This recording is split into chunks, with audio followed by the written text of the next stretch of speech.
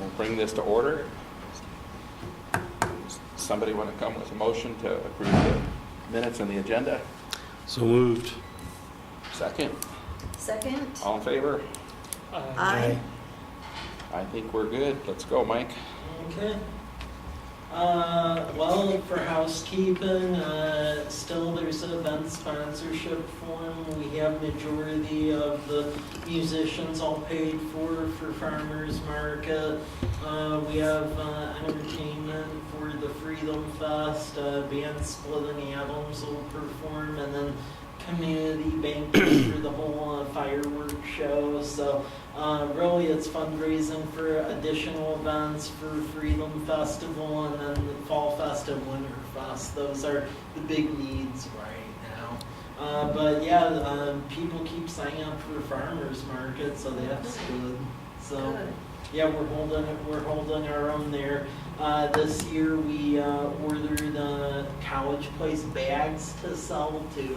So they have like the CP logo on them. So that will be going on. We also have the movies at the park going 3 of the nights in the summer, and then Sportsman's Warehouse will be providing some food and ice cream during some of the events. So overall stuff's going together well. Any more food trucks?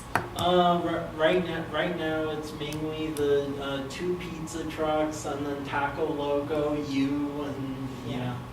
Okay. Yeah, but we have Wine at Pizza that'll be there, and then Murray's Rustic Pie will be there as well. Okay. So, yeah. Any questions about that? Or So who'd you say somebody did pick up the fireworks? Community Bank? All of it? Yeah, Good. yeah. Actually, we're able to do a bigger show this year, so that'll be good. Nice. And then, yeah, we'll shoot them from the field over at the high school again, because that worked out pretty good. And then we'll be accepting vendor sign-ups again, like we did last year, except this time we'll have the entertainment, and I believe we'll still be looking for sponsors, like for a bouncy house and other stuff, so that way people stay there, because there was a little bit of a lull with the activities last year, so. So do you rent your bouncy houses? Yeah. Yeah, Jumpin' Jelly Bean place over in Touchy. I've heard they're fairly inexpensive to buy. Yeah. Depends, and looking at it, it was quite a bit. So, Was it? yeah.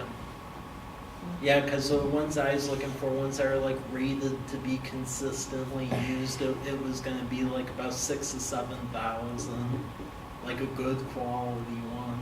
So, Hopefully they strap it down. yeah. Yeah.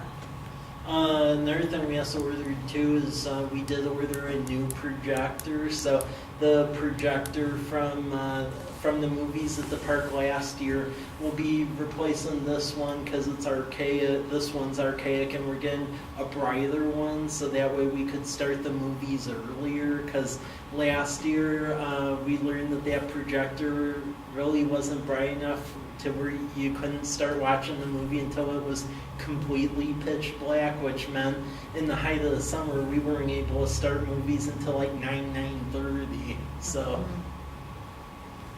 yeah, we just ordered the brighter projector, so that'll be starting. Good. Yep. But yeah, if y'all know people want to sponsor anything or go to events, let me know. So, any more questions, comments, concerns? Okay. And then if you know anyone who wants to vend at the farmer's market, we still have space, so let me know. As far as action items, there is one tonight.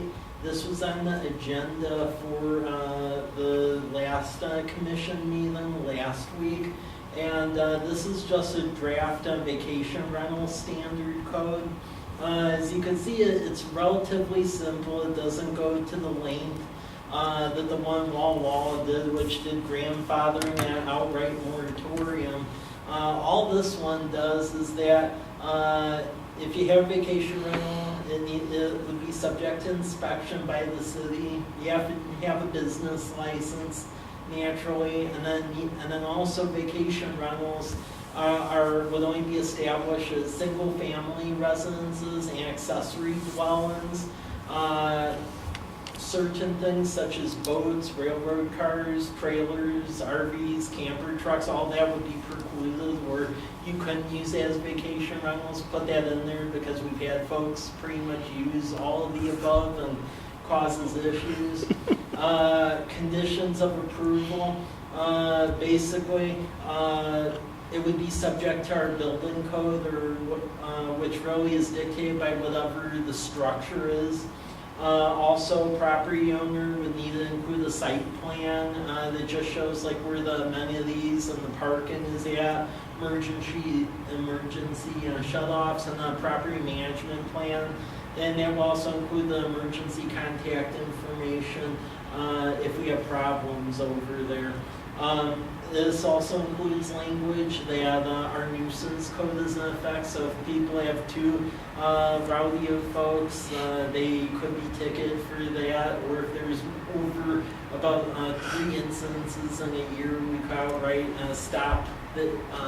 essentially stop them from doing the vacation rental if it's repetitive and they aren't making plans to improve. And then also the vacation rental would be subject to basically a biannual public health and safety inspection.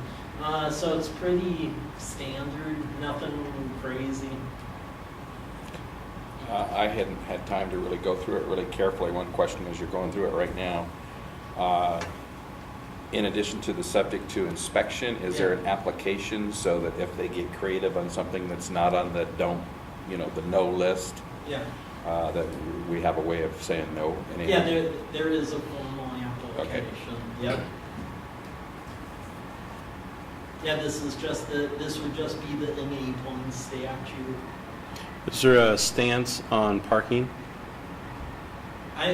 A lot of that's driven by the state building codes, and I can't really recite them off the top of my head, but pretty much whatever square footage is, it basically has criteria for how many spots there should be. Some of the street parking can't be included, but it's also based on square footage of said structure. And it's a determination by our building official too. So are they required to have any off-street parking, or can it all be on-street? Typically in our building code, newer structures are required to have off-street parking. As far as units like in my part of the town, a lot of that's just grandfathered in because it's been here since the 1920s, and you won't get additional parking spots in those areas. But new structures would be mandated if that's what the intent is.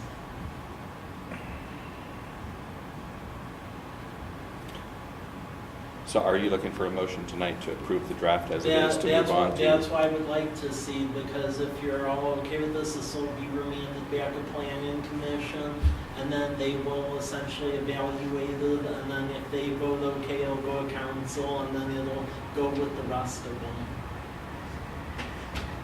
Okay, do we have a motion to take this as is back to the Planning Commission?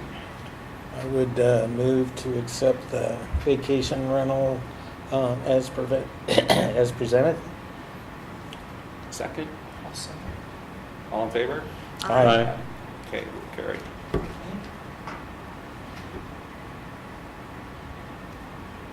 Okay, thank you.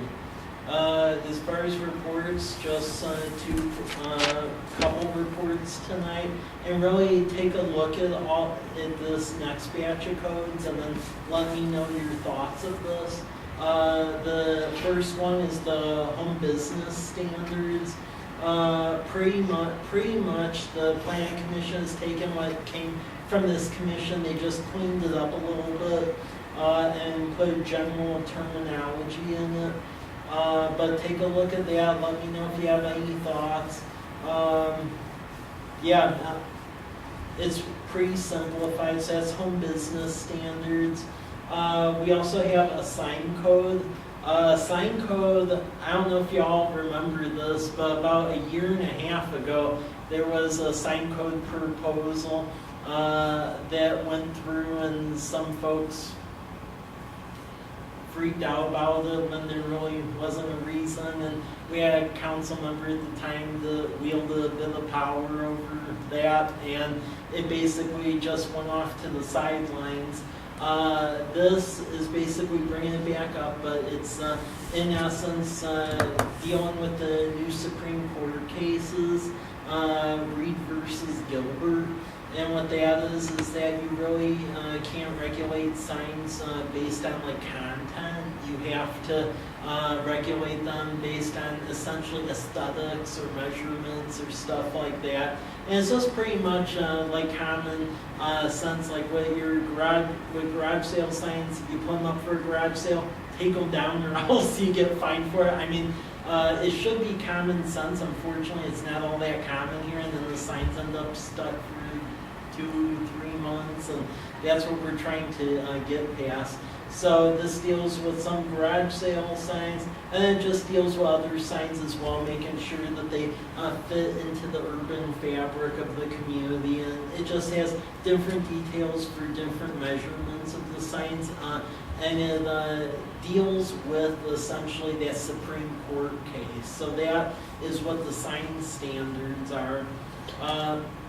And then, Wait, Mike? Yeah. Does it prevent them from putting them on power poles? As far as preventing from putting power poles, we do have that because that, yeah, It's a climbing hazard. yeah. Well, now that looks wonderful too. How does it address like business signs and stuff?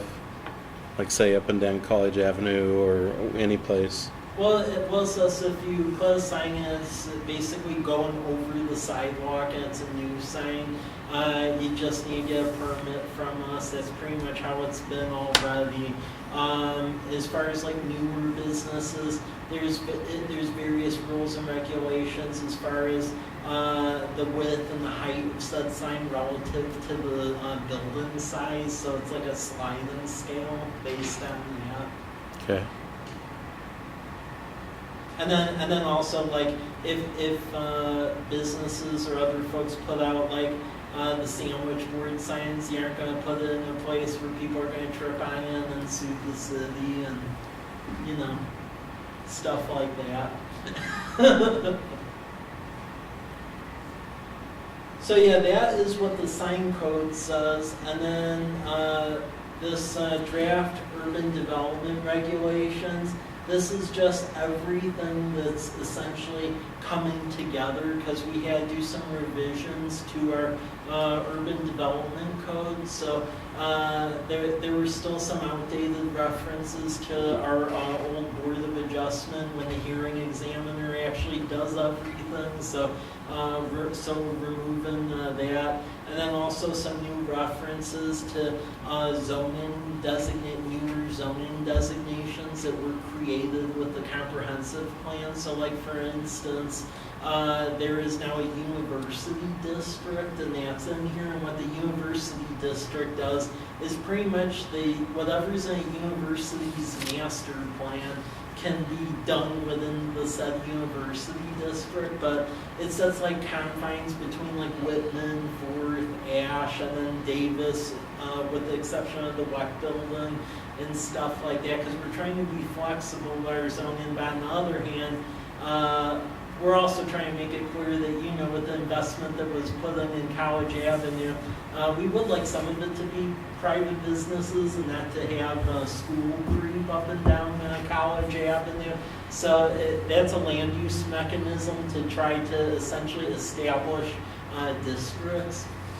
And then there's also a hybrid, like commercial industrial zone, and what that would be is like if the county ever acts on the urban growth boundary application for the Peppers Bridge area, the concept for the property between State Route 125, Peppers Bridge, Timorson, Meadowbrook, and then Old Milton is that land they have a hybrid zone where it could either do commercial or industrial, because there were various organizations of both light industrial such as warehousing or commercial. We're looking at that property, and we had no mechanism to accommodate both as flexible as that.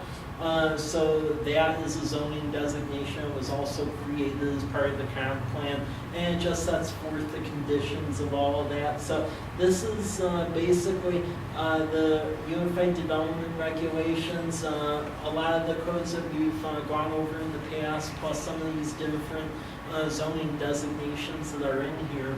So please look at all of this, and then the next time we meet next month, let's go over it, because we're still trying to meet our deadline of hopefully wrapping this thing up by the end of June, one would hope, maybe, so.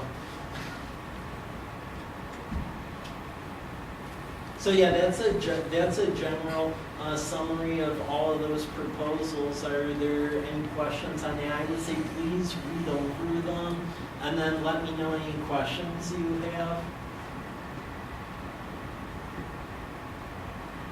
Okay. And then the last thing I have for you is development activity. That is still going very well. Hop Thief, we're getting the final permits out probably this week, and they're going to start going on that. That's down at Les Schwab, so that's going in.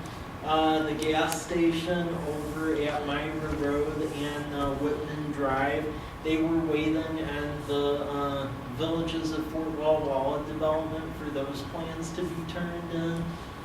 The plans finally were turned in last week. The problem we have now is, just as far as having staff being able to review it all, is instead of turning one set of plans in, they turned in all 8 buildings at the same time. So now we have to try to get all that done in addition to everything else. But Villages of Fort Walla, the plans were actually turned in finally, so it looks like something's happening there. And then that's going to force the hand of the gas station because they weren't willing to outright start building unless they knew that apartment complex was there. So that definitely is happening. Project Holland is a coffee shop. You could probably take a guess who based on that. That is getting very close to being complete. So the people behind it actually bought the property where Classy Chassis is at, the car wash over there. And likely it's going to go right there, coffee shop. So there'll be an announcement, it'll be a drive-through. So that's going on. The banks, there's still a lot of back and forth on because one bank along College Avenue may make a switch to another building, and then a bank that's not here yet may go in that bank. So we may have a couple of banks moving around. And then as far as other things, there is a hotel looking right now. That hotel was waiting for Hop Thief to start going, so now I think we'll finally be able to move ahead on that. And then the other big thing is the development across from the high school, and that's recent. We've been talking with 2 developers and they're pretty well known out of the Spokane Tri-Cities area, and it looks like they're interested in just taking the whole residential portion of McKiernan and Christensen's property and just doing it. So that likely will probably be a 10-year build out to do that, but yeah, it looks like they're pretty serious about it, and it'll also be a bigger ecosystem of developers, because I mean, right now you have the local developers and pretty much Polish Homes and Haven Homes, and that's it, and it's not any of them. So that's pretty good. There'll be more. Project FM, that is definitely moving along. I have a meeting with them in 2 weeks in Vegas because they're waiting on us with the whole wastewater line, so that is going. Human Being, they are waiting for basically a loan from the Small Business Administration, but they have franchising rights, and they have a lease on that property. It's like a corner property behind Home Depot. So that is going. And then a commercial drive and 125, we're getting very close on a fast food burger place I've been waiting for, and I'm having a final meeting with them in Vegas. So that looks like it's, you probably know which one, Kelly, we've been talking about, but that's pretty close to going. Then there's another burger place that they're doing due diligence, and like we're going to close on the property that Hapa owns behind the Aspen Dental. So there'll be another burger place over there. And it's a franchise, and they already have a burger restaurant over in Eastgate, and they're looking at getting another one over here. So, as far as residential homestead is going somewhat, they're still having stormwater issues over there. They're building homes up on top of the bluff. Dones Avenue, which is the other street that they did not wrap up, they're actually pouring the base on it right now. So with the agreement that we negotiated with them, Dones has to be done by July 1st. And then the new park out there has to be done with playground equipment and everything by July 31st. So Hayden Homes, that's getting very close to getting wrapped up. Villages of Fort Walwall, all stuff is turned in now. Now we just have to try to get everything reviewed and out, so that will be happening. Stepper Edition, that's a apartment subdivision, basically almost at the very dead end of Maple off of C Street. They're going through final plat approvals now, but they're already starting to turn dirt over there, so that's going. Country Estates, where the old Poor farmhouse was at, they already have double wides moving over there, so they basically tore down the Poor farmhouse, and they're going to put like 7 or 8 double wides over there, and that'll be part of the Country Estates Park. Sermon Development, that has gone quiet. If you recall, that was the property with the U-shaped building off of Spitzenberg. Everything that we've said okay to. The big problem is essentially the fire testing, because it's in the Green Tank Irrigation District, and that's gone quiet, so we aren't really sure what's going on there. Then Mark Meary's development on 12th Street, they're going to be doing a long plat and a short plat soon, basically building a couple of houses on the north side of 12th as you get out past like Bade Street, going out to the city limits, and then they basically are going to build like an extension of Davis and put more homes in back that way. So there will be a couple of homes. And then Stone Creek Development, that is the McKiernan Christensen property. As I said, we're having good conversations with that. The residential portion is probably going to be about a 10-year build out. And then Project 8, which is the Priest development off of 8th Street, they're already restoring the house that was on one part of that big property, and soon they're going to start building the cul-de-sac and about 12 homes in there, but that's going too. So yeah, things are pretty busy around here. Any questions, comments, concerns? When you go down to Las Vegas, when is that meeting? It's actually 2 weeks already. In 2 weeks? Yeah. And that's a big kind of a lead generator, Yeah. right? Are there any specific types of industry or business that you're trying to recruit to come to Hotels. College Place? We need a hotel in College Place. I've been trying to get them to come here. Also retailers, and then food. I've changed a little bit about how I recruit over there, because when I first started here, you had a lot of retailers and restaurants who were willing to do build to suit, and they were willing to do property and then develop it. And over time, what I found is that they would much rather have it if they have like a big, well-known developer who owns said property, and then they just do a build to suit through them instead of doing it directly. So like this go around, I'm meeting with a lot lot of larger scale developers, both on the commercial and the residential side. So that way, hopefully, they can acquire property and then do the development and then get in a lot of these retailers.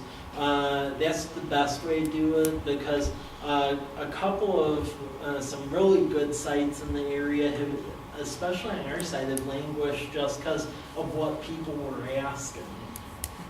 The market was there, it's just they were asking Seattle prices, and that doesn't work. So yeah, that really, it's taken more of a stance from the developer side, and then trying to get a couple of big boxes in. But really, a lot of the big boxes are just really scared because of what's happening with everyone shutting down right now. So that's causing a bit of an issue right now. And then plus, there's some mergers that are potentially going on where a lot of people are just like not doing much right now. So like, for instance, I've been trying to get a Target and a Kohl's, and from what the representatives have told me from both of those companies is apparently Amazon's trying to buy both of them. And because of that, they're just very hesitant on doing new like leases and purchases right now, because they don't know if they'll be themselves or they'll be like a division in Amazon. So yeah, that's the issue right now. But because of the Amazon effect, you have a lot of big boxes that are scared. Costco is still a very difficult one to deal with. I'm not really sure how to deal with that one, just because they know they have a lot of power. And if you look at all the places that like Costco is developing at right now, they're only developing at places that throw like a boatload of money at them. So like the place where I went to undergrad at, Champaign-Urbana, they're finally getting a Costco, but the only reason they're getting a Costco is because they have tax increment financing over there, and apparently city of Champaign is throwing them like about $5 million to come to Champaign. So Costco's going there because they're getting a $5 million check, but you can't do that here. So it becomes a little bit of an issue.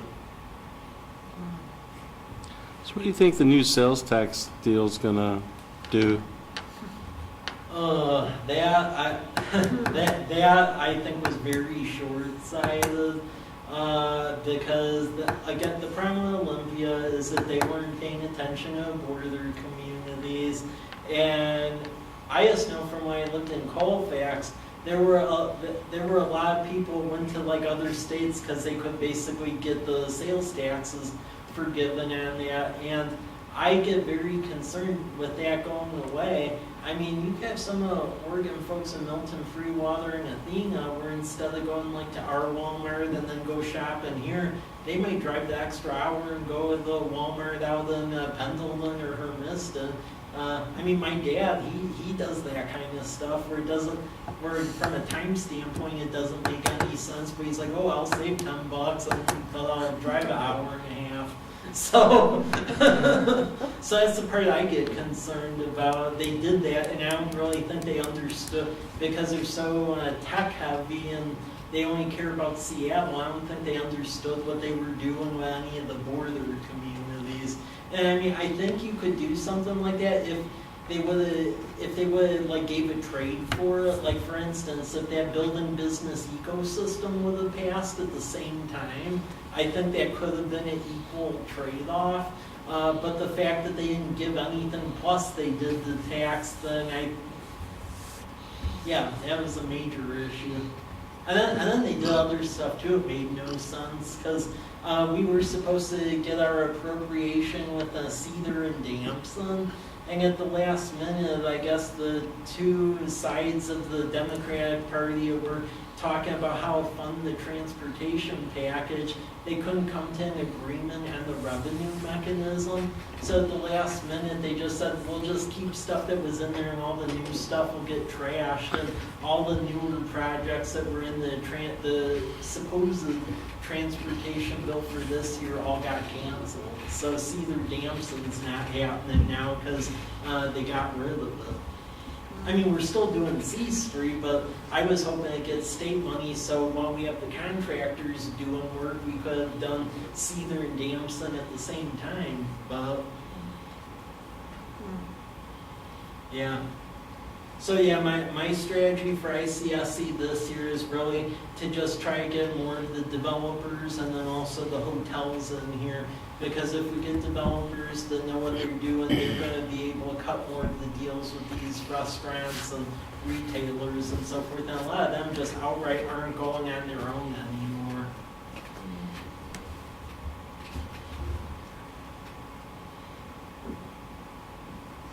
Any questions or?